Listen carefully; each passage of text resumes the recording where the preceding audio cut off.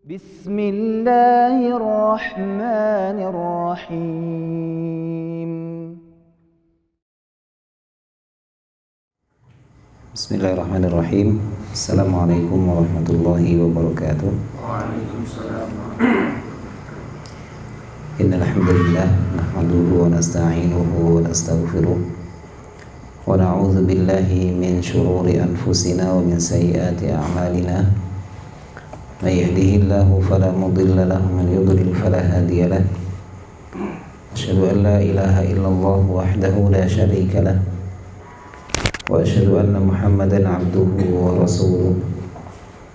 Allahumma salli wa sallim wa barik wa an'im ala nabiyyina wa imamina wa qudwatina sayyidina wa maulana Muhammadin wa ala alihi wa ashabihi wa man tabi'ahum bi ihsanin ila yaumiddin.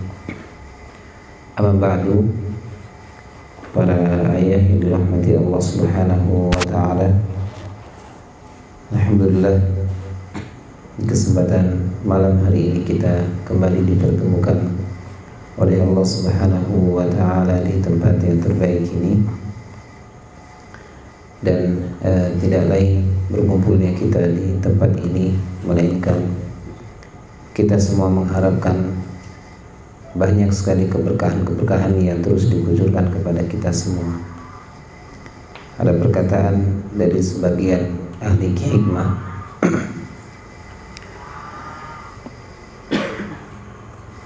sebagian ahli hikmah mengatakan, idza aradta an tahsuda ba'da syuhurin fazra' kumhan wa idza aradta an tahsuda ba'da sanawatin fazra' syajaratan wa idza aradta an tahsuda ba'da jailin fazra' rijalan. Perkataan sebagian hikmah ini, ahli hikmah, ya juga menjadi apa yang sedang kita lakukan, baik kita di Kutab ataupun apa yang sedang kita lakukan pada malam hari ini, kajian-kajian kita kali ini. Dari sebagian ahli hikmah mengatakan, jika kamu ingin memanen dalam beberapa bulan,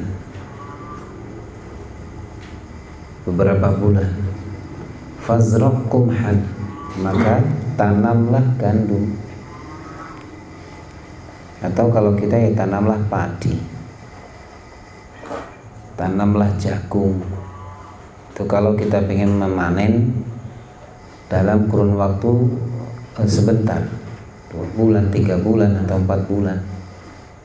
Tanamlah tanaman itu, tadi gandum, padi, atau jagung, atau mungkin singkong meskipun agak lama. Tanamlah itu. Wa idza aradta an tahsuda ba'da sanawat, kalau pengen memanennya setelah beberapa tahun, maka tanamilah pohon-pohonan, pohon kayu, jati, sono keling, atau apalah itu. Dalam beberapa tahun silakan tanam pohon-pohon itu, baru nanti akan panen beberapa tahun yang akan datang. Wa idza aradta an tahsuda ba'da jailin, jika pengen memanen setelah beberapa generasi, fazra' rijalan, maka tanamlah laki-laki. Pripun yang nanam laki-laki ini? Saged napa mboten? Sehingga apa yang kita lakukan saat ini itu memang untuk beberapa generasi yang akan datang. kalaulah peradaban Islam itu kembalinya bukan di zaman kita, paling tidak nanti di anak kita. Kalaulah bukan di anak kita, maka di cucu kita. Sehingga waktunya itu lama. Tapi kalau pengen panen cepat, ya nandur jagung, nandur padi. Tapi nanam jagung pun, nanam padi pun juga itu prosesnya begitu luar biasa. Meskipun dalam kurun waktu panennya itu singkat. Dan Masya Allah, ternyata yang digunakan oleh ahli hikmah ini dengan menggunakan ungkapan tanaman, menanam, petani berarti di situ. Dan kita tahu bahwa petani itu merupakan pekerjaan yang lebih dekat dengan tawakalnya kepada Allah, kata sebagian para ulama, dan diantaranya dari Imam Al-Munawi rahimahullahu ta'ala ketika menafsirkan tentang sebuah hadis, afdalu amalin, sebaik-baik pekerjaan adalah amalur rajuli biyadihi, pekerjaan seorang yang dilakukan dengan tangannya, dengan usaha yang dilakukan dengan tangannya. Wa kullu bai'in mabrur, dan setiap jual beli yang baik, yang diberkahi. Atau kama qala sallallahu alaihi wasallam. Di dalam hadis ini Imam Al-Munawi menafsirkan bahwa yang dengan menggunakan tangan seorang itu adalah petani. Karena lebih dekat tawakalnya kepada Allah. Kan terlihat bagaimana ketika petani itu mulai menanam, atau bahkan sebelum menanam itu kan prosesnya panjang. Kalau mau menanam padi yang saya ketahui ya, perlu di luku garu, sebelum itu disiapkan dulu yang buat bibitnya itu kan nunggu kurang lebih 20-25 hari, bahkan bisa sampai 1 bulan mungkin. Itu dipersiapkan. Sambil menunggu itu nanti dipersiapkan sawahnya, dibajak. Karena alat pakai kebun ini kan susah, dan kebun itu kan nggak bisa dari pagi sampai sore, tapi harganya sehari, dari pagi sampai siang. Kita selesai siang, zuhur pulang, selesai besok lagi. Nah, kalau alat itu kan butuh berapa lama? Nah, kalau sehari itu 100.000 lah ya pinter nih, gitu. Lumayan kalau traktor cepat. Udah selesai, kadang airnya, atau misalkan yang tak ada hujan, airnya misalkan jarang, tahu pas sekarang hujan, tahu-tahu nggak hujan, wah sudah. Atau pakai irigasi ya, kadang balapan sama tetangga. Usahanya begitu luar biasa dari awal, kemudian ditanam, nanti setelah itu dijaga dengan baik, kadang keong, subhanallah, luar biasa prosesnya itu sangat panjang, sampai akhirnya terkadang ketika sudah diikhtiarkan maksimal, dijaga dengan baik, ketika panen kadang dipangan walang sangit, pangan wereng, pangan tikus, pangan emprit, selesai. Kadang nggak panen. Pernah di rumah itu dari 1 petak cuma jadi gabah 8 kilo. Gabah. Dan itu sawahnya itu diolah sama tetangga. Nah, nek paron juk pinten, Pak? Lara tegel gitu.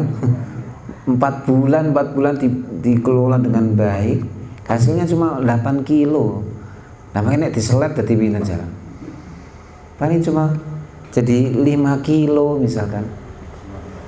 Lah kok dibagi 2 kan pripun? Enggak tega. Paling beli beras 1 10 kilo aja karuan.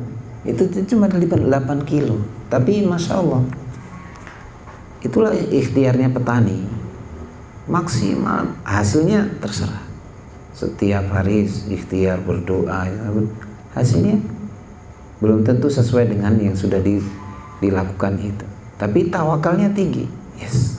Besok gagal ketika panen musim tanam gagal, yes, besok nanam padi lagi. Tetap begitu kan? Enggak jadi wah ini kok susah nanam padi. Wes tak gawe apa?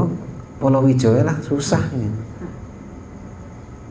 Ya enggak sulit, besok nanam padi lagi, tetap padi. Gagal lagi, ya mungkin nanti akan diulang lagi, tetap padi. Ya, tawakalnya luar biasa, dengan usaha jerih payah yang luar biasa, tetap dimaksimalkan meskipun hasilnya belum tahu. Begitu juga kan kita, orang orang beriman itu ketika dia beramal, dia hanya mengharap ridho Allah Subhanahu wa taala. Seperti beramal, tawakal, ikhtiar, tawakal. Sudah. Mana amalan yang diterima oleh Allah kita maksimalkan. Itulah petani. Jadi ternyata perumpamaannya itu dengan pertanian. Kalau pengen seger, pengen hasil yang cepat, ya dengan usaha yang maksimal, tapi tanamlah tanaman seperti itu. Tanaman pendek, usianya pendek. Kalau pengen lama, ya tanam pohon-pohon yang keras. Kalau pengen menanam yang lebih lama dari itu, dari generasi ke generasi, tanamlah rijal. Tanamlah laki-laki yang benar-benar laki-laki tulen. Bukan yang seperti itu. Bukan yang selain dari laki-laki tulen. Dan untuk mendidik laki-laki tulen itu memang begitu berat. Makanya suatu ketika Umar bin Khattab radhiyallahu anhu pernah mengatakan kepada para sahabat, tamannau, kata Umar, beranganlah, ngimpi apa, terserah pengen apa, kata Umar bin Khattab radhiyallahu anhu. Kemudian ada sebagian sahabat yang mengatakan, atamanna li anna hadhihi dar, saya itu berangan-angan mimpi kalau rumah saya ini mamlu'ah bidzahab, penuh dengan emas. Saya bermimpi rumah saya ini penuh dengan emas. Unfiquhu fi sabilillah, kemudian aku berinfak dengan emas itu di jalan Allah. Umar tidak menggubris, nggak menanggapi apa yang dikatakan sebagian sahabat itu. Umar mengatakan, tamanno, mimpi apa meneh? Mimpi beranganlah. Kemudian ada sebagian yang lain juga mengatakan, atamanna li anna hadhihi dar mamlu'atun bizabarjad wal lu'lu wal jauhar. Gitu. Jauhar itu mutiara, Masya Allah. Mutiara tapi kok ireng kan? Kita nopo-nopo. Hah? Oh ngatan ya? Antum mau menghibur saya. Sebagai sahabat mengatakan seperti itu. Saya bermimpi kalau rumah saya ini berisi perhiasan, emas, intan, permata dan sebagainya. Unfiquhu fi sabilillah. Aku berinfak dengan itu semua di jalan Allah. Kemudian Umar tidak menanggapi perkataan sebagian sahabat itu. Justru Umar mengatakan, atamanni, aku berharap bahwa di sekelilingku ada rijal seperti Ubaidah ibnul Jarrah radhiyallahu anhu, seperti Abu Ubaidah ibnul Jarrah radhiyallahu anhu. Saya pengen di sekelilingku ini ada banyak orang-orang seperti halnya Abu Ubaidah bin Jarrah. Abu Ubaidah dijuluki oleh Nabi sebagai aminu hadhil ummah, orang yang amanah di umat ini. Orang yang amanah di umat ini, silahkan dibaca biografinya, sirahnya Abu Ubaidah bin Jarrah radhiyallahu anhu. Dan Umar sampai kebayang pengen sekali kalau di sekeliling Umar itu atau banyak orang-orang seperti Abu Ubaidah. Dan beliau seorang rajul, laki-laki tulen, tidak seperti halnya laki-laki yang lain. Maka itu tugas kita saat ini. Tetap berusaha agar kita menjadi laki-laki tulen, dan juga kita berusaha agar anak-anak kita itu benar-benar menjadi laki-laki sejati, bukan hanya sekedar nama. Karena di dalam Al-Quran ketika disebutkan dengan rajul atau rijal, baik itu dengan mufrad ataupun musanna atau secara keumuman rijal itu, maka rijal yang disebutkan di dalam Al-Quran itu kebanyakan berisi tentang wasfun zaid, sifat tambahan, bukan hanya sekedar jenis saja laki-laki, tapi wasfun zaid, sifat tambahan. Nah, sifat tambahan itu yang harus ada dalam diri kita. Sifat tambahan itu yang harus ada dalam diri kita agar benar-benar kita bisa disebut dengan rijal. Kalau para ulama mengatakan bahwa para sahabat itu hum rijal wa nahnu rijal, mereka itu adalah rijal dan kita pun juga rijal. Tapi juga harus memantaskan diri bahwa kita memang rijal. Tapi kalau belum memantaskan diri hanya sekedar jenis, ya mohon maaf belum bisa disamakan. Makanya kita berharap semoga kita semua dan juga keluarga-keluarga kita, anak-anak laki-laki kita, semoga Allah karuniakan rujulah di dalam diri kita dan keluarga kita, sehingga benar-benar lahir generasi rijal, generasi yang memang akan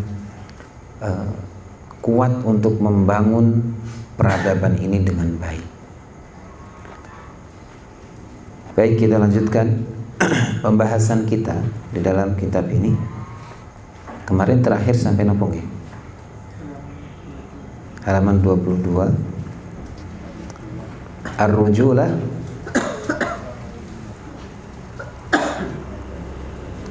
tahammulul mas'uliyah itu sudah belum? Kemarin itu. Oh, belum. J. Qala al-muallifu hafizahullah ta'ala wa nafa'ana bi'ulumihi fid darain. Ar-rujulah itu tahammulul mas'uliyati fi dzabbi 'anit tauhid wan nushi fillah. Rujulah itu diantaranya adalah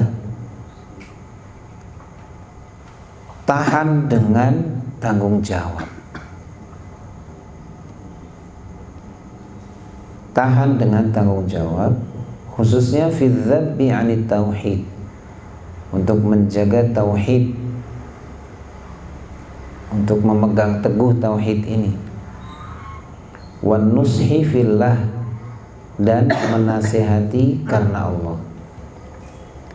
Menasihati karena Allah. Tidak goyah akidahnya seperti yang sebelumnya, bahwa akidahnya kuat, terdidik dengan pendidikan yang baik, dan tumbuh dengan adanya qudwah hasanah, dan kemudian rujulah itu mampu mengemban amanah, mengemban tanggung jawab untuk menjaga tauhid, dan siap ketika orang lain itu meminta nasihat dan bisa menasihati. Karena Nabi SAW pernah menyampaikan tentang hak sesama muslim. Hak sesama muslim. yaitu diantaranya dari 6 hak sama muslim itu salah satunya adalah idzastansohaka fansoh lahu. Jika saudaramu meminta nasihat, maka nasihati dia. Nasihati. Sehingga seorang rajul yang memiliki sifat rujulah itu, di samping akidahnya kuat, juga bisa menasihati. Bisa menasihati. Di antara contohnya diantaranya adalah qala ta'ala wa jaa'a rajulun min aqsal madinati yas'a qala ya Musa innal mala'a ya'tamiruna bika liyaqtuluk fakhruj inni laka minan nasihin. Wa jaa'a rajulun min aqsal madinah, ketika datang seorang laki-laki yang dari kota itu, yas'a dengan berjalan cepat atau lari, jalan cepat sekali, dan mengatakan ya Musa, wahai Musa. Kisah ketika Nabi Musa mukul orang Kipti itu, orang ketika mukul dengan sekali pukulan langsung meledak, nggak ada sekarang tuh, sekali pukulan langsung meledak dan meledaknya mati lagi.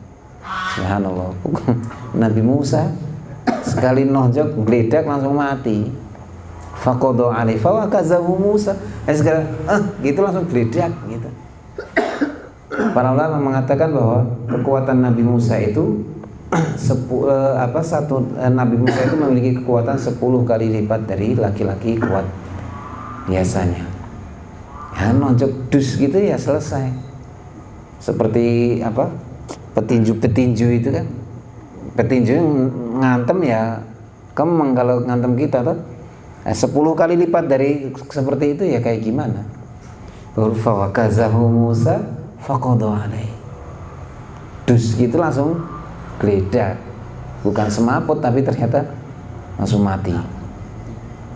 Ya Nabi Musa takut dengan itu semua, sehingga kemudian ada salah seorang yang datang tergesa-gesa menemui Nabi Musa yang dengan kondisi seperti itu dan mengatakan, innal mala'a, para menteri, orang-orang di kerajaannya Fir'aun itu, ya'tamiru nabika, sedang muktamar. Masya Allah, muktamar ya, rapat semua, merapatkan kamu tentang kamu wahai Musa, dan tujuannya liyaqtuluk, agar mereka untuk membunuhmu. Maka fakhruj, keluarlah dari negeri ini, inni laka minan nasihin, sungguhnya aku bagimu itu termasuk dari orang-orang yang menasihati. Nah, di awal wajah rajul,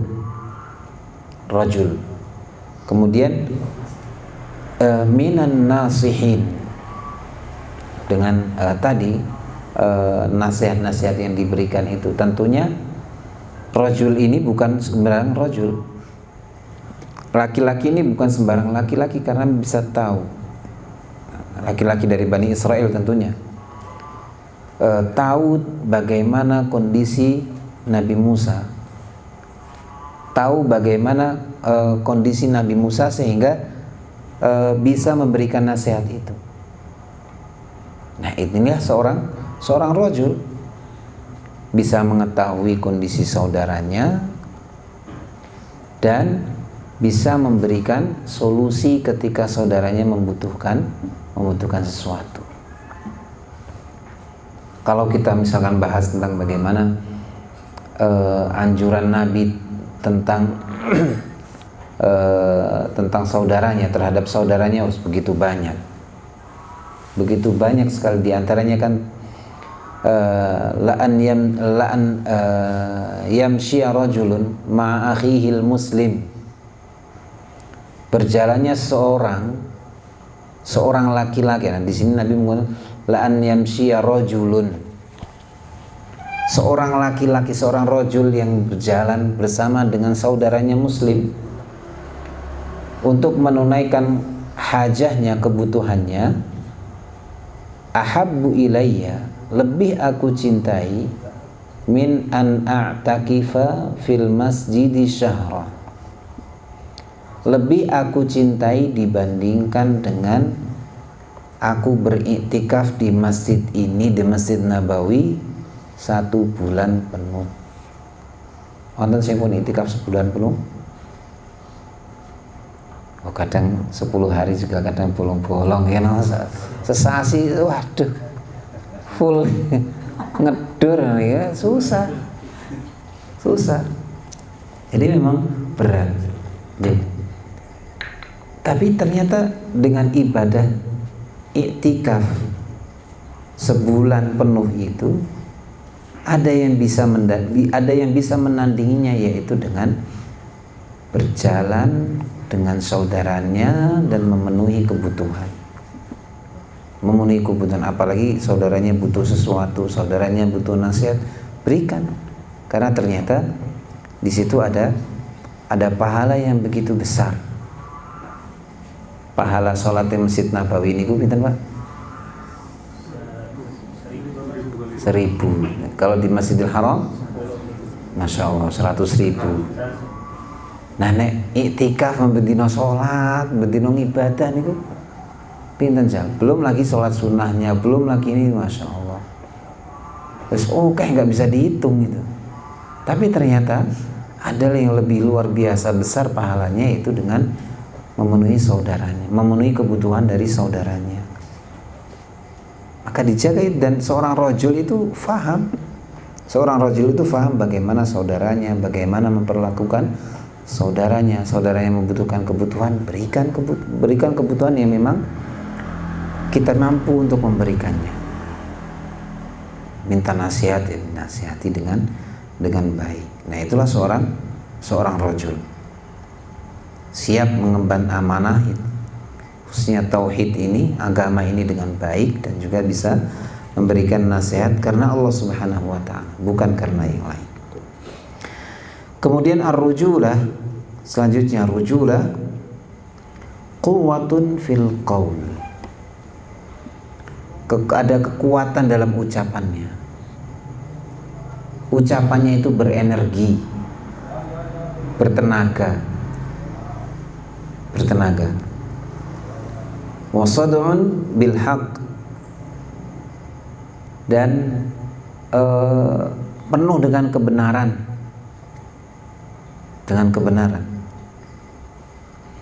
Wa tahdzirun minal mukhalafati li amrillah, dan selalu memperingatkan untuk tidak menyelisihi dari perintah Allah Subhanahu wa ta'ala. Ma'a hirsin wa fitnatin. Fitnah bukan pakai fitnah ya, bukan pakai ta, tapi to. Hirs dengan kesungguhan, fitnatin itu dengan kecerdasan, dengan cerdas. Jadi kekuatannya itu ketika menyampaikan itu isinya itu penuh dengan kebenaran-kebenaran, kebaikan-kebaikan, selalu memperingatkan orang lain untuk tidak menyelisihi perintah Allah dan Rasulnya. Dan usahanya itu begitu luar biasa, usahanya keras namun juga cerdas dalam mengolah kata itu,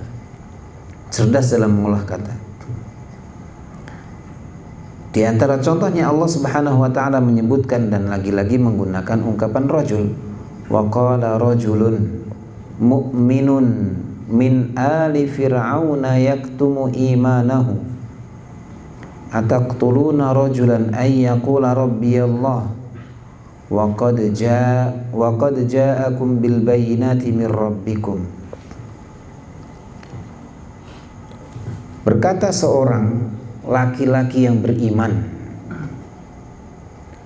min ali fir'aun, dari keturunannya Fir'aun, keluarganya Fir'aun, yang yaktumu imanahu, dia menyembunyikan keimanannya. Ataqtuluna rajulan, apakah kalian itu mau membunuh seorang laki-laki, ayyaqula rabbiyallah, yang mengatakan Tuhanku adalah Allah, Wa qad ja'akum bil bayyinati mir rabbikum, padahal telah datang kepada kalian al-bayyinat, dia datang kepada kalian dengan bukti-bukti yang nyata dari Tuhan kalian. Ketika Fir'aun dan bala tentaranya mereka berusaha ingin bagaimana caranya untuk membunuh Nabiullah Musa alaihissalam, tapi ternyata ada dari keluarganya Fir'aun, min ali Fir'aun, dari keluarganya Fir'aun yang menyembunyikan keimanannya dan dengan lantang mengatakan, ataqtuluna rajulan, apakah kalian ingin membunuh seorang yang mengatakan Rabbi Allah, Tuhanku itu adalah Allah, padahal dia telah datang kepada kalian dengan bukti-bukti yang nyata dari Tuhan kalian. Dan ini kan secara tidak langsung bahwa meskipun dia tidak mendeklarkan bahwa saya beriman kepada Allah di hadapan Fir'aun, tapi secara tidak langsung bahwa orang ini, laki-laki yang beriman ini, dia mengingkari ketuhanan Fir'aun dan dia orang yang beriman, dan mengatakan bahwa bil bayyinati mir rabbikum, Waqad ja'akum bil bayyinati mir rabbikum, dia Nabiullah Musa itu datang kepada kalian dengan bukti-bukti yang nyata, al-bayyinat mir rabbikum. Nah ini kan berani, min rabbikum, kan konsekuensinya di hadapan ketika Fir'aun mendapati orang-orang yang beriman kepada Tuhannya Nabi Musa, apa yang akan didapatkan?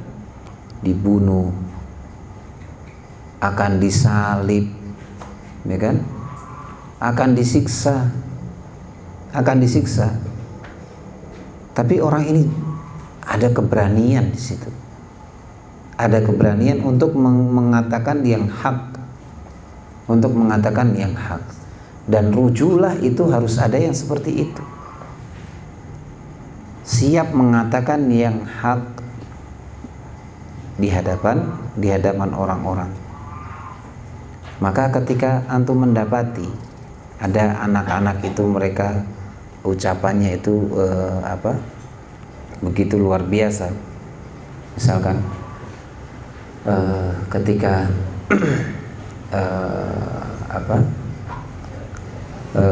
ketika melewati suatu tempat bahwa di situ ada orang-orang non muslim, misalkan ada orang-orang muslim, kemudian anak antum dengan lantang bahwa kan yang kita sembah itu adalah Allah, bukan itu. Berarti di situ sudah ada tanda-tanda sifat rujulah yang akan lahir dari anak-anak kita, karena berani mengucapkan itu, meskipun itu pun juga bagian dari fitrah dari anak-anak yang mereka akan menerima tauhid ini. Tapi ketika sudah ada ucapan itu, maka rawat dengan baik, dipupuk dengan baik agar ucapan itu tetap kokoh di dalam diri anak-anak kita. Maka ya masya Allah, nggak apa-apa. Makanya kan kita kepada anak-anak kita menyampaikan kepada anak-anak kita itu ya hitam-hitam, putih-putih, jangan yang abu-abu. Biarkan mereka tahu mana yang hitam, mana yang putih. Jangan, anak kamu ya yang tenang, jangan begini nanti ya enggak. Anak harus tahu mana yang hitam, mana yang putih, mana yang beriman, mana yang tidak beriman. Nanti suatu saat ketika mereka sudah saatnya untuk mengetahui tentang bagaimana bersikap, nah itu urusan lain. Tapi untuk sejak kecil sudah ditanamkan dengan baik kekokohan akidah, kekokohan keimanan, sehingga mana yang hak itu hak, yang batil itu batil, sebagaimana doa kita. Bagaimana doa kita? Apa? Nah, itu kan doa kita kan? Allahumma arinal haqqa haqqan. Allahumma arinal haqqa haqqan. Ya Allah, tunjukkanlah kepada kami yang hak itu hak, benar. Wa arinal batila batilan. Dan perlihatkanlah kepada kami yang batil itu benar batil. Tapi kalau abu-abu nih gimana? Ya kan? Anak-anak kasih tahu yang hak-hak, yang batil batil. Yang hak, yang batil. Agar mereka kokoh. Nanti ketika memang sudah saatnya, mereka akan mempelajari itu, bagaimana bersikap, bagaimana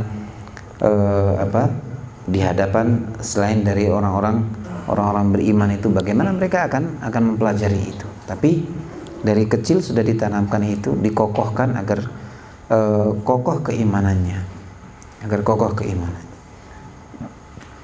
sehingga siap mengatakan di hadapan siapapun, seperti yang dikatakan oleh salah seorang dari keluarganya Fir'aun yang beriman itu, wa qad ja'akum bil bayyinati mir rabbikum. Siap dengan konsekuensi. Maka rujulah itu kekuatannya sangat-sangat berenergi, bertenaga. Kemudian ar-rujulah sumudun amamal mulhiyat wasti'la'un 'alal mughriyat hadran min yaumin asib. Sumud, kokoh di hadapan mulhiyat, di hadapan hal-hal yang sia-sia, yang yang isinya itu nggak ada manfaatnya, permainan. Kokoh, sumud, layaknya seperti halnya sumud itu kan ini tiang. Sumud itu tiang, kokoh, dia siap menopang apapun, dia tidak goyah dengan apapun. Ini kan mungkin sudah ada ketika 2006 ini, mungkin ini sudah ada nggih? Sudah ada atau belum ini? Yang waktu gempa dulu nih kata? Belum nggih? Belum tahu. Sama, saya juga belum tahu ya. Saya juga belum tahu. Ya, kokoh meskipun diterpa dengan misalkan sesuatu yang menggoncangkan. Ya meskipun ada yang roboh, tapi ya kokoh seperti itu. Tetap bisa kokoh. Sumud amamal mulhiyat, di hadapan hal-hal yang sia-sia itu. Kok apalagi anak-anak kita, anak-anak muda sekarang ini yang di hadapannya banyak yang melalaikan, menyia-nyiakan. Enggak kokoh. Enggak bakoh rasanya. Enggak bakoh. Ya, seorang rajul yang memiliki sifat rujulah itu harus bakoh, kuat. Iya kan? Napa? Sate napa? Wah, Masya Allah. Saya barusan makan mie. makan enggak apa-apa. Tetap kokoh, kuat. Meskipun di hadapannya itu sesuatu hal yang menyia-nyiakan. Diiming-imingi sesuatu itu enggak terkecoh. Tapi kalau sekarang anak-anak muda sekarang yang kurang kokoh pendiriannya itu, lah diiming-imingi sesuatu itu sudah langsung goyah. Apa namanya? Labil gitu. Ya seperti itu. Harus benar-benar kokoh seorang rajul itu. Wasti'la'un 'alal mughriyat, dan tetap tinggi ketika ada ocehan. Ada ocehan, ada godaan, itu tetap kondisinya tetap kokoh tinggi, nggak tergoda, nggak goyah. Hadran min yaumin asib, selalu memperingatkan dan berhati-hati dengan hari asib, hari yang susah payah, yang nanti di hari kiamat itu. Selalu memperingatkan itu. Nah, seorang rajul yang memiliki sifat rujulah itu kokoh terhadap apapun yang ada di hadapannya, yang bisa menggoyahkan dirinya. Makanya Allah menyebutkan di dalam surat An-Nur 37, rijalun. Sebelumnya kan fi buyutin adzinallahu an turfa'a wa yuzkara fiha ismuhu yusabbihu lahu fiha bil ghudwi wal asal. Kemudian apa? Rijalun. Langsung di muqaddimah di ayat 37, rijalun. Rijal. Yang selalu berada di masjid, yang di masjid itu diizinkan oleh Allah Subhanahu wa taala untuk meninggikan suara, antur fa'a wa yuzkara, maksudnya meninggikan nama Allah. Meninggikan nama Allah. Wa yuzkara fiha, dan selalu mengingat nama Allah Subhanahu wa taala. Yusabbihu lahu fiha, dan bertasbih di dalam masjid-masjid Allah itu bil ghudwi wal asal, sepanjang hari. Dan orang yang melakukan itu adalah rijalun. Mereka rijal. La tulhihim tijarat wala bay'un an dzikrillah wa iqamis shalah wa ita'iz zakah. Laki-laki yang tidak tergoda dengan, yang tidak dilalaikan dengan tijarah, perniagaan, jual beli, semua itu tidak melalaikan dari mengingat Allah Subhanahu wa ta'ala. Kayak rame-rame nih yang beli, misalkan azan, masih tanggung, selesaikan dulu. Meskipun tetap ke masjid juga. Saya tanggung sidik menahin, belum selesai. Sudah azan, tanggung dikit lagi. Meskipun akhirnya juga ke masjid, iya. Tapi seorang rijal ketika memang sudah azan, sudah ada panggilan Allah Subhanahu wa taala untuk sholat itu, tinggalkan, kemudian segera menuju ke masjid. Urusan jual beli tutup, kemudian pergi ke masjid. Setelah itu balik lagi, lanjutkan lagi. Enggak apa-apa. Ada sebagian orang yang mengatakan, misalkan khususnya sholat Jumat itu kan, sholat Jumat itu kan hari yang mulia. Ya benar. Maka hari itu nggak usah ada aktivitas karena di situ untuk ibadah kepada Allah. Tapi ternyata Allah menyebutkan di dalam surat Al-Jumu'ah itu apa? Ya ayyuhalladzina amanu idza nudiya lis-sholati min yaumil jum'ati fas'au ila dzikrillahi wa dzarul bai'. Terus kemudian ayat selanjutnya apa? Fa idza qudiyatis sholatu fantashiru fil ard wabtaghu min fadlillah. Kalau sudah dipanggil untuk sholat Jumat, segera. Tapi setelah selesai Jumatan apa? Fantashiru fil ard. Diperintahkan fantashiru, nyebar. Wabtaghu min fadlillah. Carilah karunia Allah Subhanahu wa taala yang sudah ditebarkan itu. Suruh kerja, ibaratnya gitu. Suruh kerja. Nggak masalah di Jumat kerja, ya nggak apa-apa. Tapi ketika waktunya sholat Jumat, segera ke masjid. Selesai dari itu, fantashiru fil ard. Kan perintahnya seperti fantashiru. Ada sebagian orang meskipun juga tujuannya untuk mengagungkan, tapi ternyata Allah memerintahkan seperti itu. Jumat itu harus liburkan saja. Libur, akhirnya habis sholat Jumat mau leha-leha, nyantai-nyantai. Padahal Allah berfirman fantashiru fil ard. wabtaghu min fadlillah. Dua perintah loh. Fantashiru fil ard wabtaghu min fadlillah. Maka ya nggak apa-apa mau hari Jumat kerja ya nggak apa-apa, tapi ketika waktunya sholat segera masuk. Jangan sampai terlena dengan itu semua. Jangan sampai terlena dengan itu semua. Wala bai'un an dzikrillah, dari mengingat Allah, dari berzikir. Ya waktunya ketika misalkan sedang jual beli, ada pelanggan ya silakan dilayani. Enggak ada pelanggan ya zikir.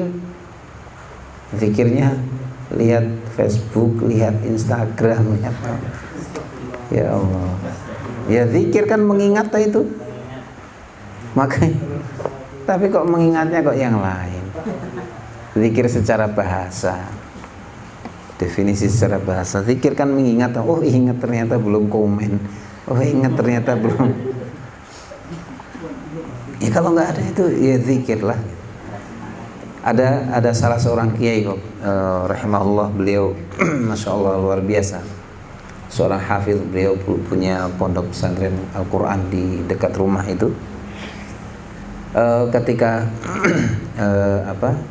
dulu saya ya masih SMP mungkin, sekitar SMP, duduk di belakang beliau naik mobil itu. Ketika diajak bicara ya beliau bicara.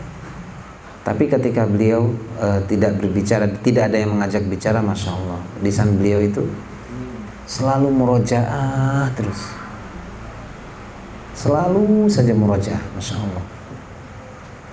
Dan itu terlihat dari bagaimana sikap beliau yang sangat santun sekali. Seorang kiai sepuh yang begitu luar biasa, rahimahullah, sangat santun, ucapannya itu lembut. Lisannya itu selalu basah dengan mengingat Allah Subhanahu wa taala. Bahkan sampai terakhir ketika saya menikah yang pertama itu, iya kan menikah yang pertama kan, baru pertama itu. Insyaallah Pak Cipto sebentar lagi dan Pak Imam sebentar lagi ya. Nggih. Iya. Beliau yang waktu mengisi nasihat pernikahan itu, masya Allah, ketika ke rumah kemudian ngobrol dengan kami itu ngobrol, tapi setelah itu saya coba perhatikan, masya Allah, terus komat kami itu ternyata membaca Al-Quran. Itu dari dulu sampai terakhir kemarin itu juga masih seperti itu. Tidak terlepas dari berzikir kepada Allah di lisannya itu, selalu seperti itu. Nah, itulah seorang rajul yang memiliki sifat rujulah, berzikir. Dan Allah akan memberitakan, ya ayyuhalladzina amanu dzkurullaha dzikran katsiran. Wahai orang-orang beriman, berzikirlah dengan zikir yang banyak. Wasabbihuhu bukratan wa asilan. Bertasbihlah sepanjang pagi dan petang. Terus di surat Al-Ahzab itu suruh berzikir. Ya, zikir yang banyak itu bukan berarti kemudian baca subhanallah 4.000 kali, ya enggak seperti itu sih. Baca sholawat 50.000 kali atau berapa kali, enggak seperti itu. Zikir yang banyak itu kan dari awal kita mau tidur sampai kita bangun tidur lagi, itu kan zikirnya banyak sekali. Gitu. Kita mau tidur doain apa? Blek langsung, no. Iya kan? Setelah bangun tidur doain apa? Alhamdulillah. Alhamdulillahilladzi ahyana. Alhamdulillah, bangun tidur alhamdulillah itu. Alladzi ahyana ba'da ma amatana wa ilaihin nusyur. Kemudian setelah itu masuk kamar mandi. Napa habis itu? Cuci tangan, kan kata Nabi cuci tangan. Cuci tangan dulu. Tapi kan mau masuk kamar mandi juga baca zikir, keluar kamar mandi juga baca zikir, dan seterusnya sampai menjelang tidur lagi pun juga zikir. maka berzikirlah dengan zikir yang banyak. Dan seorang rajul itu selalu berzikir. Wa iqamis shalah, kemudian mendirikan salat. Dan seorang rajul itu salatnya ya di masjid. Di masjid. Seorang rajul yang salatnya di masjid. Seorang rajul yang salatnya bersama dengan rijal. Nah, seorang rajul kok salatnya di rumah, khususnya salat fardu. Tapi kalau salat sunnah lebih baiknya di rumah. Kalau seorang rajul kok salat fardunya di rumah, ya berarti belum disebut dengan rajul.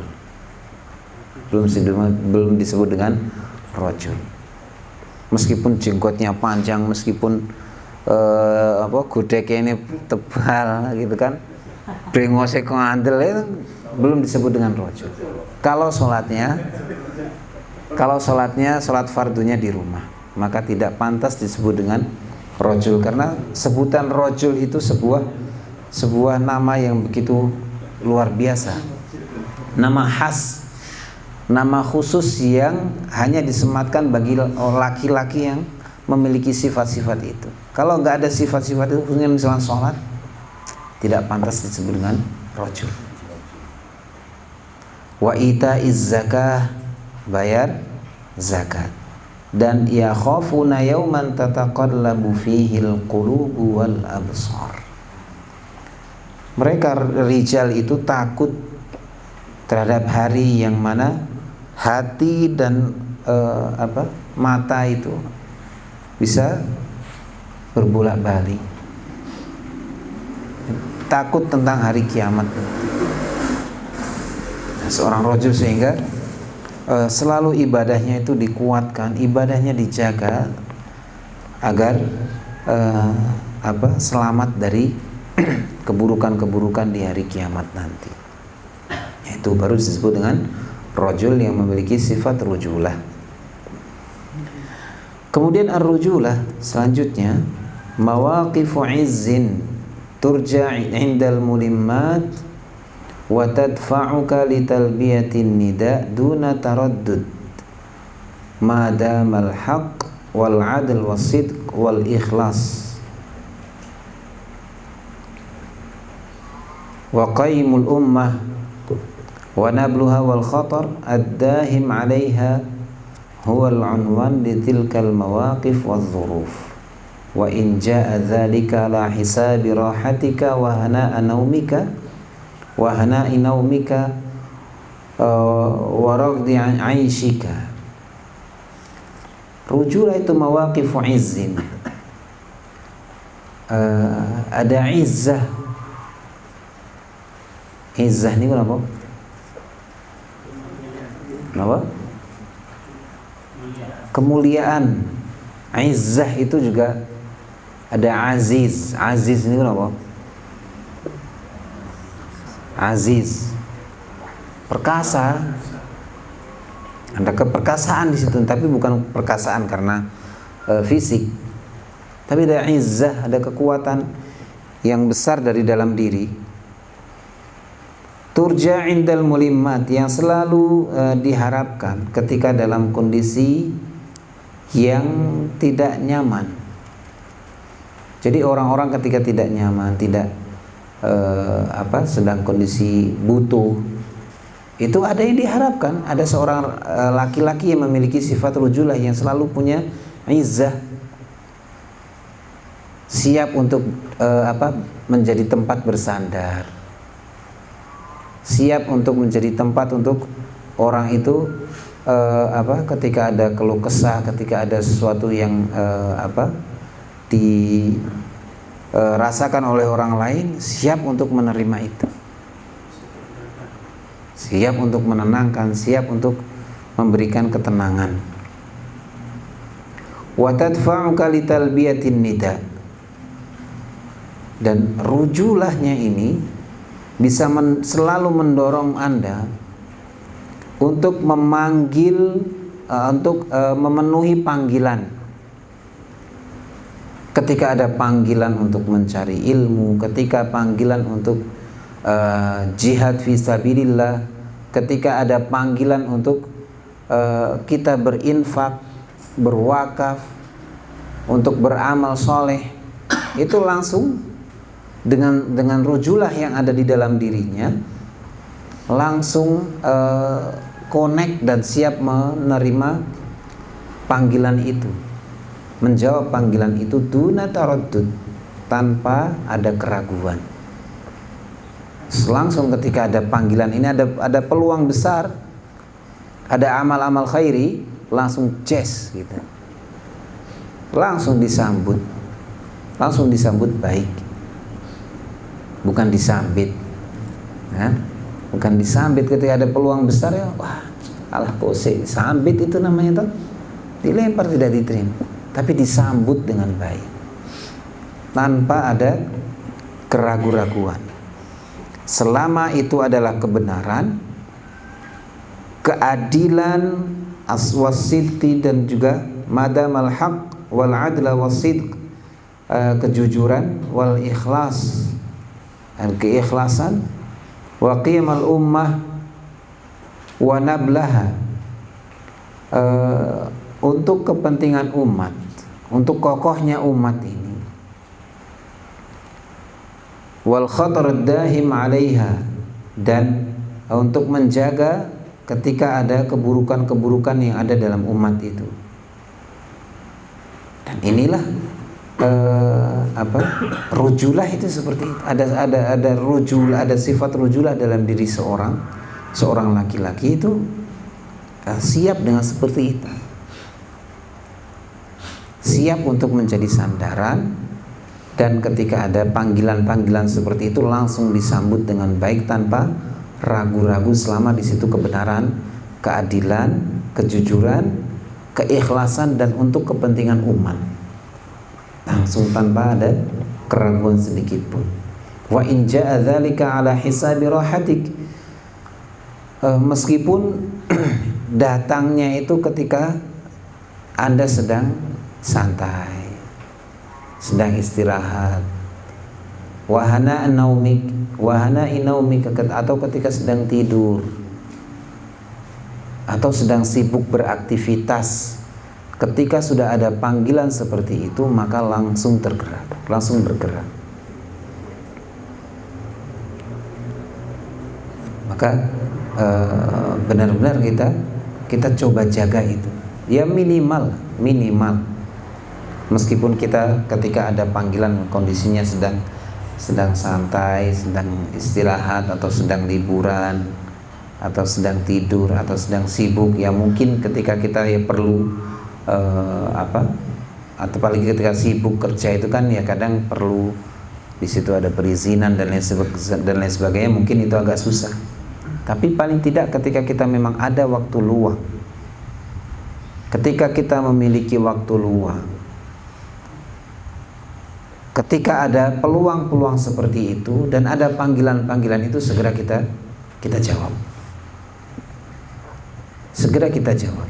Jangan kemudian ragu-ragu, langsung berusaha semaksimal yang kita memang bisa kita lakukan tanpa ada keraguan sedikit pun. Inna man taskunur rujulah dakhilahu, sungguhnya siapa yang ada rujulah di dalam dirinya, tahunu alaihi alhisabat wa tasmu ma'ahu nafsu mujiddan wa syumukhan yantashi biha izzan, maka akan hilang keburukan-keburukan yang ada darinya, dan jiwanya itu akan selalu naik, bersemangat dan berenergi untuk melakukan kebaikan-kebaikan itu. Maka ada seorang penyair yang mengatakan, la tuskini ka'sal hayati bidhullah, la tuskini ka'sal hayati bidhullatin, bal faskini bil izzi ka'sal hanzali. Jangan tuangkan kepadaku itu ka'sal hayati bidzullah, gelas kehidupan itu diisi dengan keburukan, dengan kehinaan. Akan tetapi tuangkanlah kepadaku itu bil izzi, dengan kemuliaan, ka'sal hanzali, ka'sal hanzali itu gelas yang gede. Al-hanzal itu seperti buah nopo nggih, waluh yang gede ini. Kalau kas itu kan gelas, kalau hanzal itu gede. Tuangkan di dalamnya itu dengan kemuliaan yang tempatnya itu gede. Tapi jangan tuangkan kepada saya ka'sal hayah, gelas kehidupan, ya gelas kehidupan yang mungkin kecil, sudah kecil tambah diisi dengan keburukan.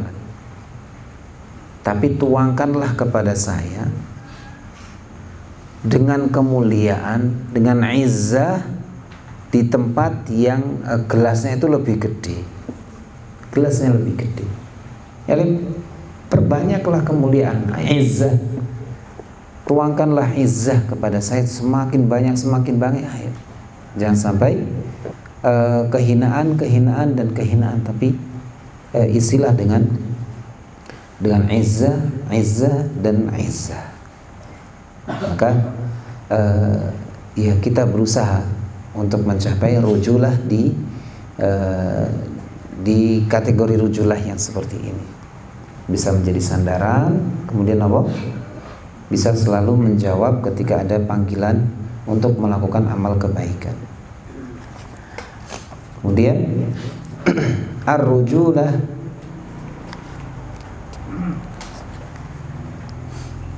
laisat an yakunal insanu imma'atan. Rujulah itu bukanlah ketika seorang menjadi imma'ah.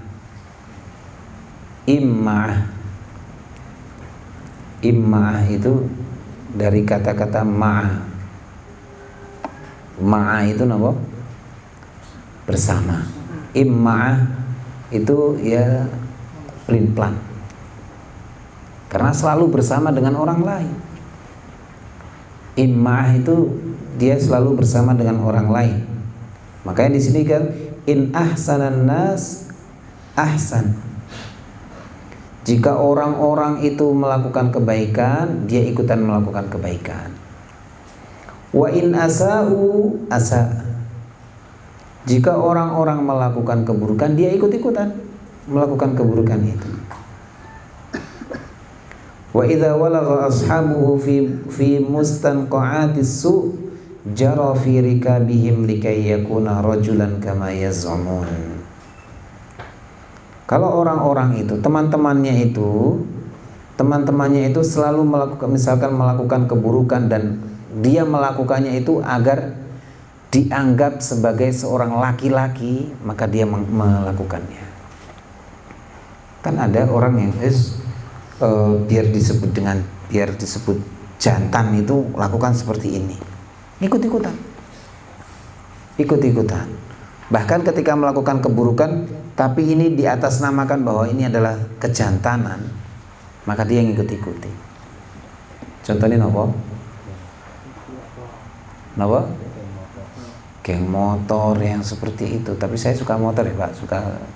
Besok ini mau ke Purwokerto saya, naik motor. Pripun? Oke. Tapi saya punya klub motor juga ya Pak. Pripun iki ya. Oh. Berarti ada PC syar'inya berarti naik ya. Masyaallah. Oh, diawali bismillah. Ya Allah. Ya seperti itu. Misalkan geng motor dengan syarat misalkan harus seperti ini. Harus bacok orang, harus minum-minuman, harus rokok-rokokan, harus.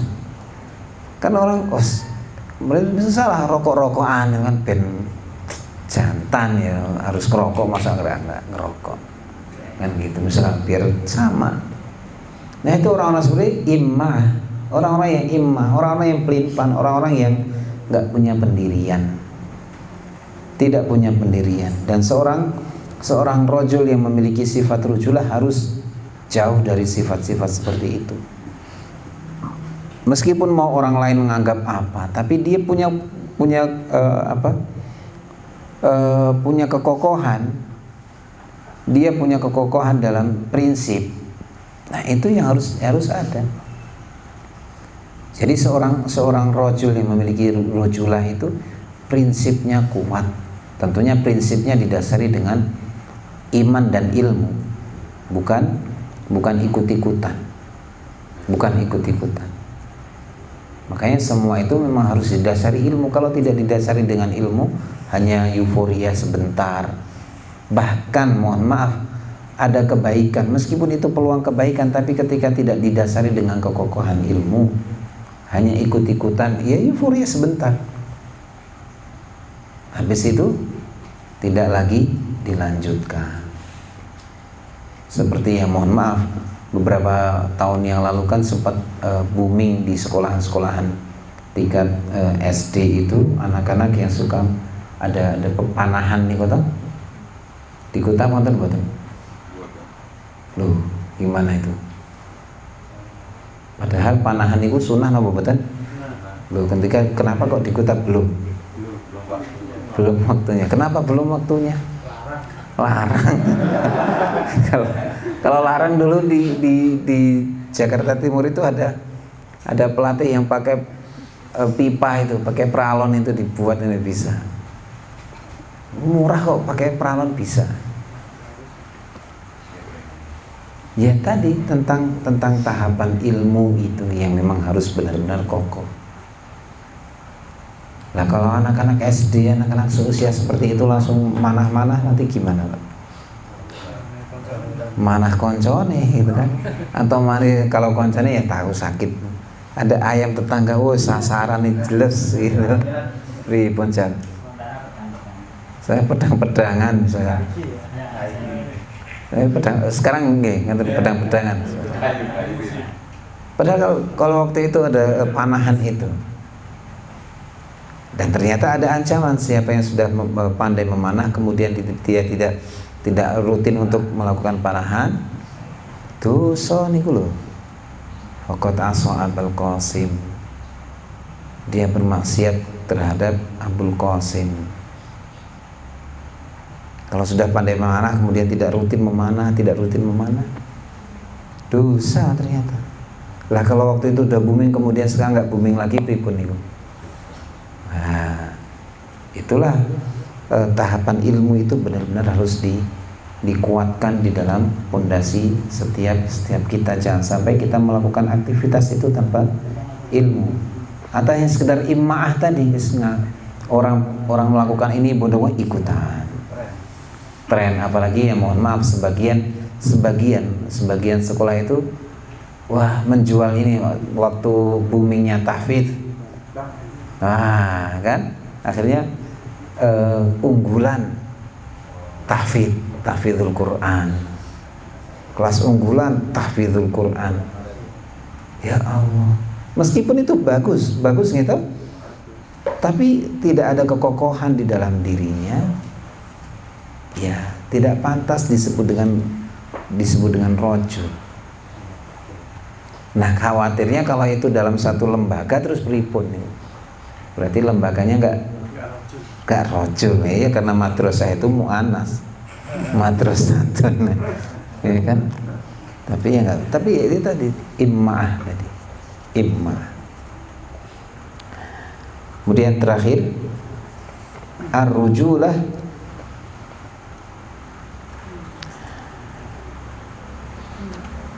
laha madawasi' yashmul hayata kullaha min adyaqi abwabiha ila awsa'iha. Rujulah ini mencakup semua kehidupan,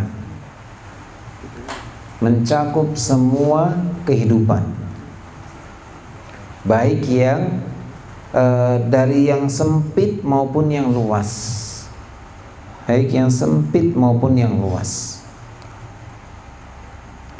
idza kanatir rujulatu tabda'u minal ithar bimukhtalif ma'anihi wa auzanihi.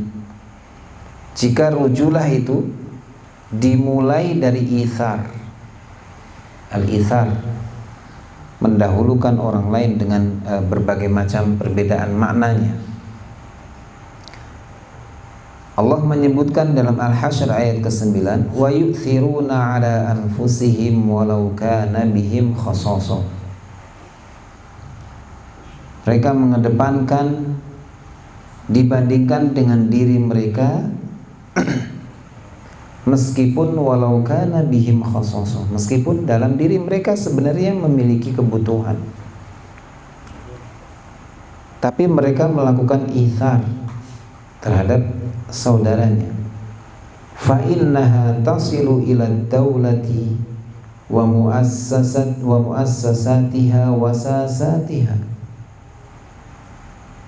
Dan ketika seseorang sudah memulai, seorang yang memiliki rujulah itu sudah memulai dengan ithar dalam dirinya, maka akan sampai terhadap negara, sampai kepada negara, karena dari pribadi kemudian akan meluas ke mujtama, ke masyarakat, dari masyarakat nanti sampai ke semuanya, ke negara, semua ke negara. Lidzalika kunna nasma'u anna fulanan kana rajula daulatin. Sehingga kadang kita mendengar ada seorang yang disebut rajulun daulah. Dimaknai napa nggih rajul daulah niku? Laki-laki negara napa? No? Negarawan. Nah, negarawan, laki-laki negara. Kita laki-laki apa nih? Negarawan. Sebagai madhan lahu, sebagai pujian baginya. Wali mawaqifihi kata'biri an azmihi wa iradatihi wa itharihi wa nukhuwatihi, sebagai sebagai ta'bir, ungkapan dari tekadnya, sebagai ungkapan dari keinginannya, isarnya, mendahulukan orang lain, dan juga nukhuwah itu kecerdasannya, wa tahammulihi lil mas'uliyati ala akmali wajhin min ajlil ummati wal watani wa ahlihi. Dan juga upayanya untuk mengemban tanggung jawab dengan berbagai macam kondisi. Semua itu dilakukan untuk umat, negara, dan keluarganya, walau kana ala hisabi syakhsihi wa masalihihi, meskipun dalam kondisi pribadinya itu bahkan harus kurang, lebih didahulukan yang lain agar maslahatnya itu lebih besar. Nah, mereka para negarawan itu mereka melakukan ithar itu paling tidak. Mereka memulainya dengan ithar, mendahulukan negaranya, mendahulukan keluarganya, khususnya agamanya ini dibandingkan dengan dirinya. Bahkan dirinya pun harus rela untuk binasa, rela untuk terluka selama negara ini tetap tegak berdiri kokoh, selama agama ini tetap berdiri kokoh, selama umat ini bisa berdiri tegak dan kokoh, selama peradaban ini bisa tegak, maka akan berusaha meskipun harus sakit, bahkan meskipun harus meninggal akan tetap diusahakan. Iya, akan tetap berusaha semaksimal mungkin.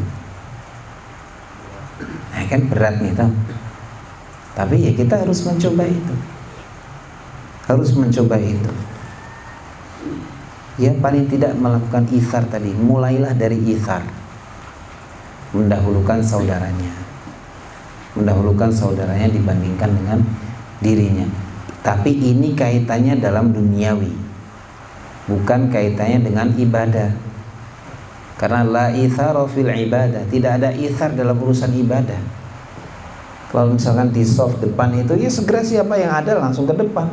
Enggak usah, mau ya enggak, meskipun di belakangnya itu ada ustadz besar, tetap kita di depan. Kita mencari fadilah yang terbaik di depan itu. Meskipun di belakang kita ada Syekh Sudais misalkan, kita depan.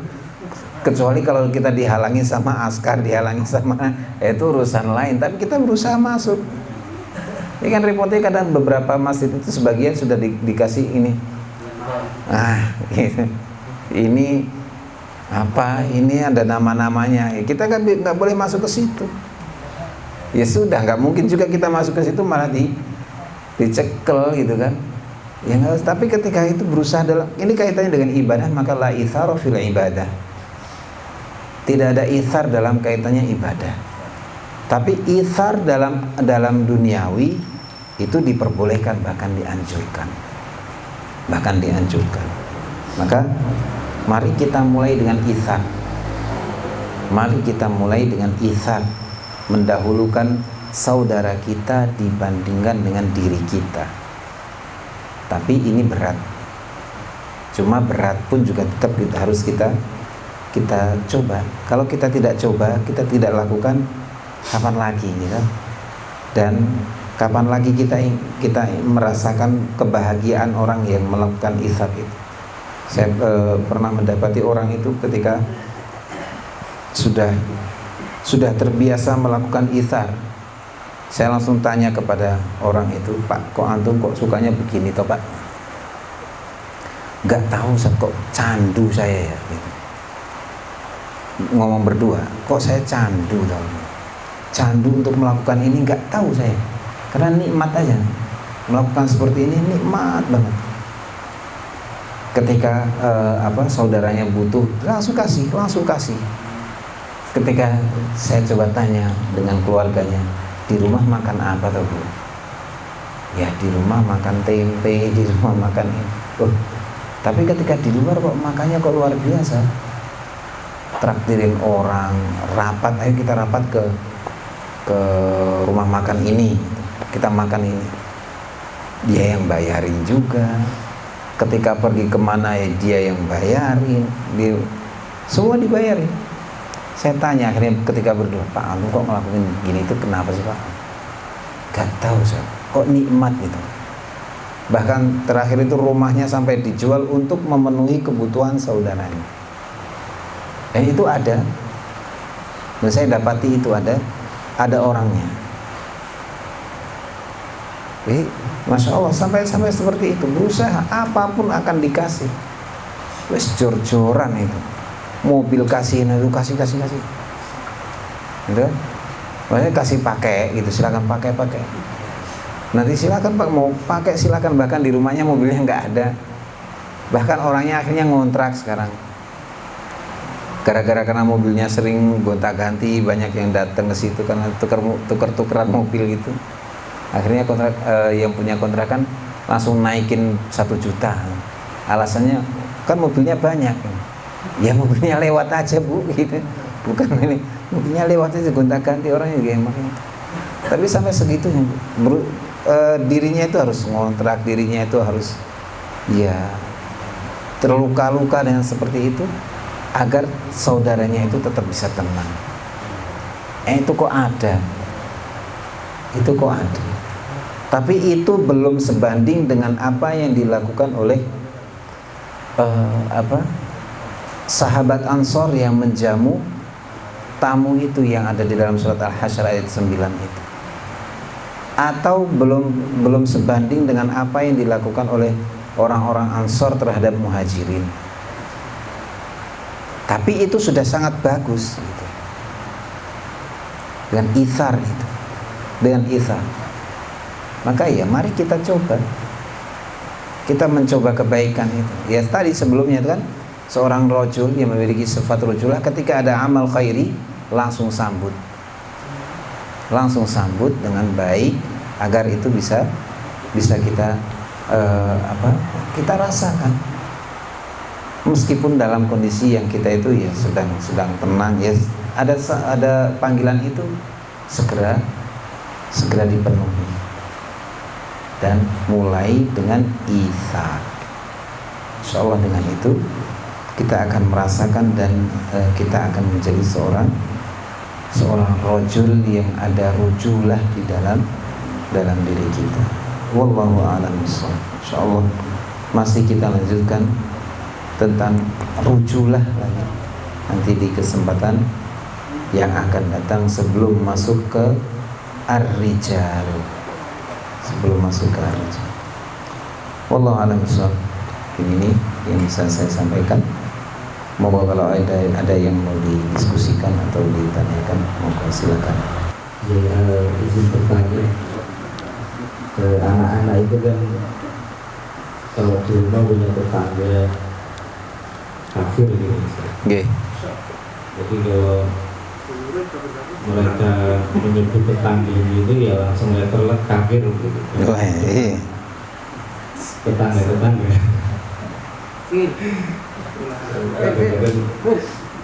Kadang-kadang kita sebagai orang tua juga gimana gitu mensiasati komunikasi itu agar tetap berlaku sebagai rijal gitu, sehingga anak-anak itu tetap bisa membedakan ini hitam putih, namun di tetangga tidak menjadi sesuatu yang mungkin bisa dikatakan jadi agak berbeda memang. Anak-anak saya itu kalau di lingkungan ya agak berbeda, karena ya didikannya juga berbeda gitu. Jadi itu pertanyaannya bagaimana menyikapi itu yang pertama. Terus yang kedua mengenai iftar itu ya. Okay. Hal terkecil apa yang bisa kita lakukan untuk latihan iftar itu? Misalkan ada yang di sisi tadi suka mentraktir gitu ya, makanan, atau ada teman dulu kalau saya lihat jam tangannya baru ya langsung dikasihkan. Masya Allah. Iya, ada yang seperti itu. Nah, hal terbaik apa yang bisa kita latih dari diri kita untuk bisa iftar seperti itu? Ya, Waalaikumsalam warahmatullahi wabarakatuh. Baik, yang pertama, Bismillah. Tadi terkait dengan hitam putih untuk keluarga kita, bahwa tetap tadi untuk menguatkan dan mengokohkan di keluarga kita tentang mana yang hitam mana yang putih tetap harus dikuatkan. Namun juga di sisi lain bahwa bukan berarti meskipun dengan ada perbedaan, ada hitam dan putih antara kita dengan orang kafir misalkan, sudah sangat jelas. Tapi juga di sisi lain Nabi pun juga kita tahu bahwa Nabi bermuamalah yang baik, yang urusannya duniawi, maka Nabi pun tetap bermuamalah baik terhadap orang-orang kafir dari kalangan Yahudi maupun Nasrani. Dan itu kita sampaikan kepada anak-anak kita, kepada keluarga kita, bahwa urusan duniawi tetap kita boleh berinteraksi dengan dengan tetangga kita. Dan itu kan yang Allah sebutkan di dalam surat Luqman, wasiat Luqman terhadap anak-anaknya itu, meskipun itu kaitannya dengan orang tua, tapi selama tidak berkaitan dengan urusan agama, selama tidak ada kaitannya dengan urusan akidah, maka silahkan tetap berbuat baik terhadap tetangga, tetap menjaga adabnya terhadap tetangga, tidak boleh mencela, tidak boleh menghina, tidak boleh mengejek, misalkan kamu kok sukanya nyembah salib toh gitu, kamu kok sukanya, apalagi kan anak-anak suka begitu gitu, ceplas-ceplos, Tuhan, ini ngibadahi nyembah patung gitu, ini ya nggak boleh ejek-ejekan seperti itu, tidak boleh melakukan candaan kaitannya dengan agama. Kalau terhadap tetangga yang kafir seperti itu, ya sampaikan bahwa silahkan berbicara, tetap berbicara yang baik, tidak boleh, yang mudahnya tidak boleh menghina, tidak boleh ngejek. Ya silakan beri, misalkan mau memberi sesuatu, monggo silakan. Misalkan memberikan, kalau kita punya makanan misalkan, memberikan boleh saja. Bisa jadi dengan itu, dengan melihat adabnya yang begitu luar biasa, bisa jadi akan mendapatkan hidayah. Bukankah kita tahu kisahnya Hasan al-Basri dengan tetangganya yang Nasrani itu, ya kan? Hasan al-Basri yang rumahnya terkena imbas dari perceraian tetangganya itu.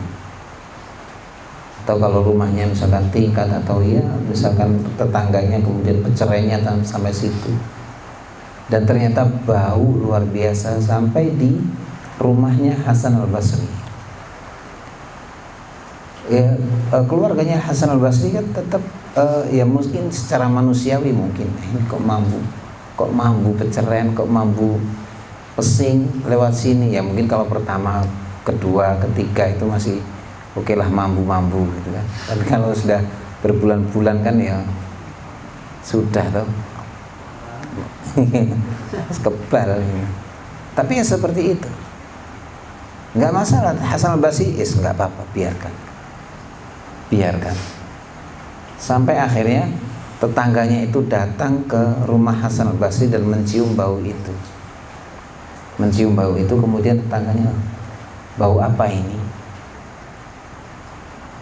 Ini bau perceraian jenengan, gitu kan, kalau kita perceraian jenengan. Loh, dari mana? Nah itu, ini yang mengalir dari rumah Anda ini. Sudah seberapa lama? Ya sudah sangat lama, sudah berbulan-bulan. Loh masa nggak bau? Ya sehari, 2 hari, 3 hari masih bau lah. Tapi habis itu kan enggak. Habis itu terbiasa. Ya sudah. Berlama-lama berlalu begitu saja, biarkan. Terus kemudian tetangga itu, apakah agamamu mengajarkan seperti ini? Ya agamaku mengajarkan seperti ini. Kalau memang seperti itu, asyhadu alla ilaha illallah wa asyhadu anna Muhammadar Rasulullah. Dengan adab yang baik sehingga akhirnya mengantarkan seperti itu. Maka tetap terhadap tetangga yang kafir seperti itu, kita sampaikan kepada anak-anak kita, urusan agama tidak boleh ikut-ikutan, tidak boleh menghina, tidak boleh mengejek tetangga seperti itu. Berbuat baiklah layaknya tetangga biasa. Sampaikan juga misalkan surat Luqman tentang wasiat terhadap tetangga, tetap wasiat terhadap orang-orang kafir, meskipun itu kafir misalnya, bahkan kaitannya dengan orang tua kan. Tapi tetap kaitannya dengan orang kafir kan, di situ kaitannya bagaimana kita bermuamalah yang baik terhadap tetangga, dengan tetangga. Tetap itu disampaikan dengan baik. Jangan kemudian karena kita berusaha mendidik anak kita memiliki akidah yang kuat agar jelas mana yang hak dan yang batil, kemudian nggak boleh, kamu nggak boleh ikut-ikutan di sana loh, nanti kamu ikut-ikutan, nanti kamu jadi ikut-ikutan kafir, nanti kamu jadi ikut-ikutan ini dan sebagainya. Ya kita yang mengarahkan kaitannya dengan agama, kita tidak boleh ikut-ikutan campur dan nggak boleh ada permainan di situ. Tapi urusan dunia, urusan tetangga, berbuat baiklah terhadap tetangga, itu kita tetap harus sampaikan. Kemudian yang kedua apa tadi? Lupa. Apa? Itsar, memulai itsar. Memulai itsar. Kalau di Al-Hasyr ayat ke-9 itu kan kaitannya dengan makanan. Kaitannya dengan makanan. Ketika ada seorang yang datang kepada Nabi, yang namanya bertamu itu kan pasti berharap ada jamuan. Jadi orang bertamu itu sebenarnya ya apa? Di situ ada harapan, ada jamuan biasanya. Ada jamuan. Maka yang tuan rumahnya ini kan ya gimana saya ikramud duyuf fal yukrim dhaifahu kan ya. Memuliakan tamunya ya salah satunya dengan makanan itu. Nah, datang kepada Nabi, ternyata Nabi tidak punya apa-apa. Ketika tanya kepada Aisyah, hal indaki syai', apakah kamu punya sesuatu? Enggak wahai Nabi, hanya punya air putih. Kemudian Nabi memanggil para Ansor, ya ma'syar Ansor, wahai kaum Ansor, siapa yang mau menjamu tamu ini? Kemudian ada yang menjamu, ya kan? Jamu, dan ketika dibawa ke rumah, dan ketika di rumah ada makanan, tapi makanannya milik anak-anaknya. Makanan anak-anaknya. Terus bilang ke istrinya, nawimi sibyanak, tidurkanlah anak-anakmu biar mereka nggak makan, terus makanan ini sediakan untuk tamu kita. Tamu. Akhirnya semalaman itu bapak ibunya nggak makan, anaknya pun juga nggak makan. Anaknya itu makanan jatah anaknya. Sampai pagi itu nggak makan. Sampai pagi nggak makan. Nah, ternyata di ayat itu dimulai dari makanan. Dari makanan. Maka ya ketika memang ada saudara kita yang membutuhkan kaitannya dengan makanan, silakan monggo berikan itu. Atau kita ajarkan kepada anak-anak kita ketika mereka bawa kudapan misalkan, nah nanti berikan ke temanmu, nanti silahkan berbagi ya.